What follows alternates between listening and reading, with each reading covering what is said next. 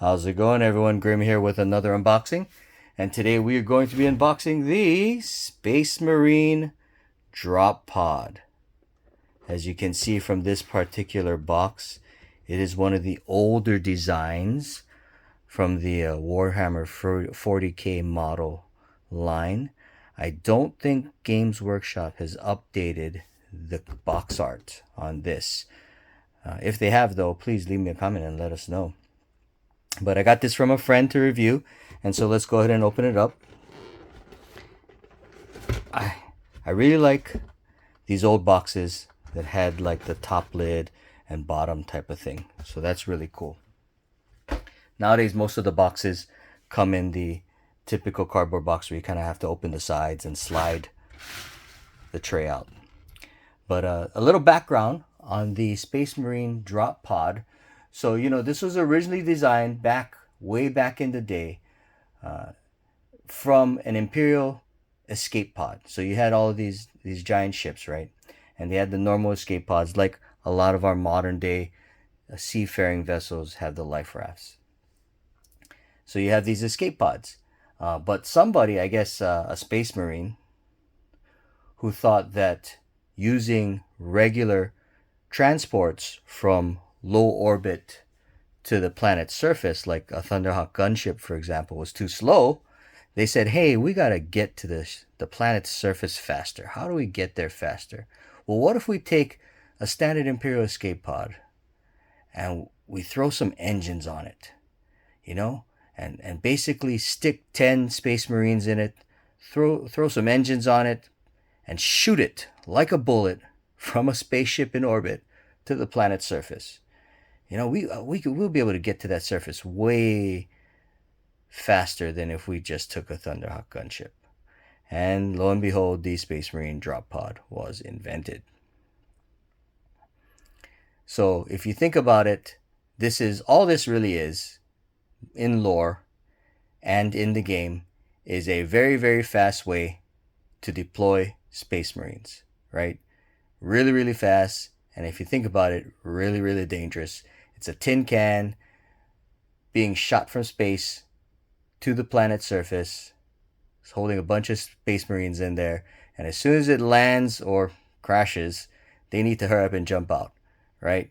And then somebody, like I said, the person who designed this thought, just making it this drop pod free fall, the normal 9.8 meters per second squared velocity is not fast enough. No, we got to throw the engines on it so that it even goes faster than that.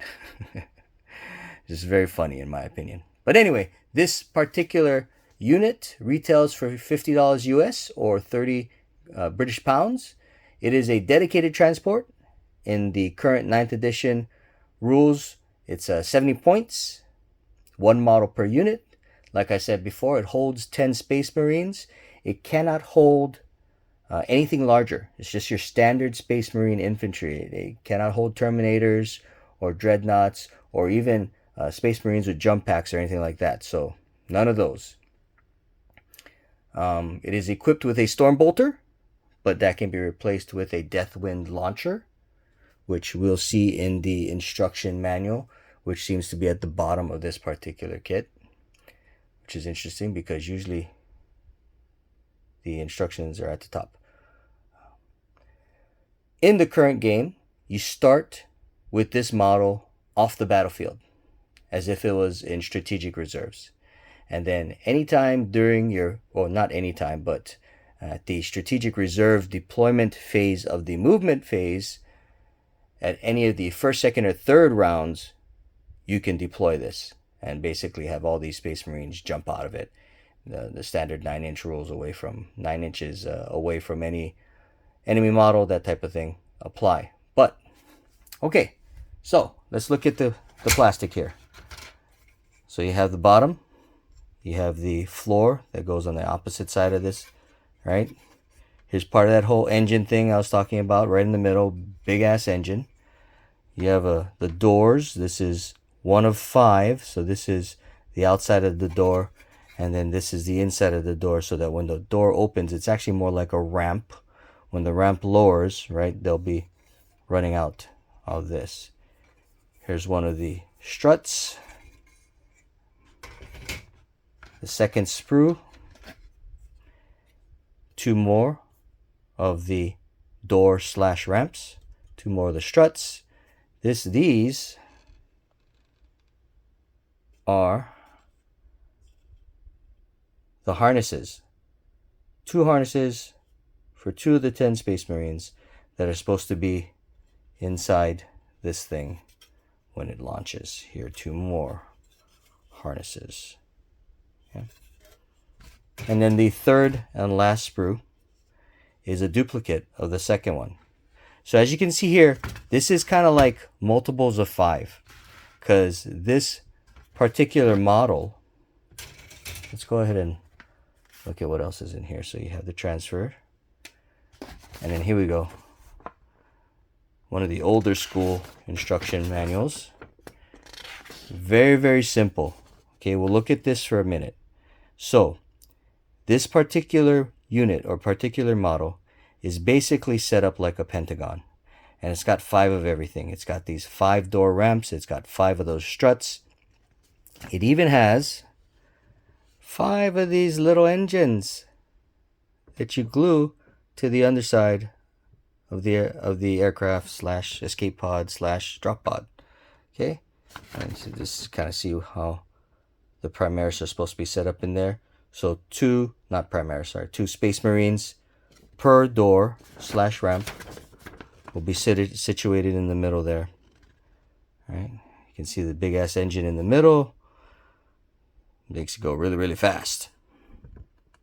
So I like how, if you look at the way this model is designed, or this vehicle is designed, you have this big engine at the top of it, and that is what's propelling the drop pod downward towards the planet's surface. Now eventually, at some point, somebody needs to activate these 5 tiny little engines that are at the bottom underneath the drop pod to make it slow down enough so that it doesn't completely get obliterated when it hits the ground. Right, so you got the one big engine versus 5 tiny little engines that are supposed to somehow slow it down. So that's kind of funny. All right. And there you go. That's the end result. You have this drop pod, which you can design so that the actual doors open and close. So as I was saying, everything is kind of in the amount of 5, right? You got 5 of the doors, 5 of the struts. You got 5 of these little computer panel thingies, right? You got 5 sets of seatbelt harnesses, and it's real easy, in my opinion, to assemble this. It's really easy. All right, it's very difficult to mix up the pieces because most of the pieces are just 5 of the identical thing, right? Except for obviously the floor. And the engine is going to be only one of those. The bottom and the top, there's only one. There's only one rocket launcher. There's only one storm bolter, right? But everything else is pretty much in multiples of 5, and it's real easy to assemble. You're not gonna, don't worry about mixing up the 5 doors. Like, oh, is this the correct door to put on this particular hinge? No, they're all the same, so that's fine. Is this the correct strut that goes here? They're all the same. That's fine. Don't worry about it. And then you can, the way this model is put together, right? Obviously, as long as you don't glue the door shut, you can open and close the doors. And that has some advantages and disadvantages depending on who you talk to in playing the game, whether or not you can open and close that door. But if you do open the door, then you can look inside and you can see the harnesses and the storm bolter or the rocket launcher is in there as well. So that's pretty cool too. Otherwise, that's pretty much it for this unboxing. Thank you all very much for spending the last 10 minutes with me. If you have any comments, anything I said was inaccurate and you want to correct me, by all means, leave a comment. If you have any more to add about the Space Marine drop pod, which is both used by both Imperial and Chaos Space Marines, leave a comment below. Otherwise, like and subscribe to my channel, and I hope to see you next time. Grim out.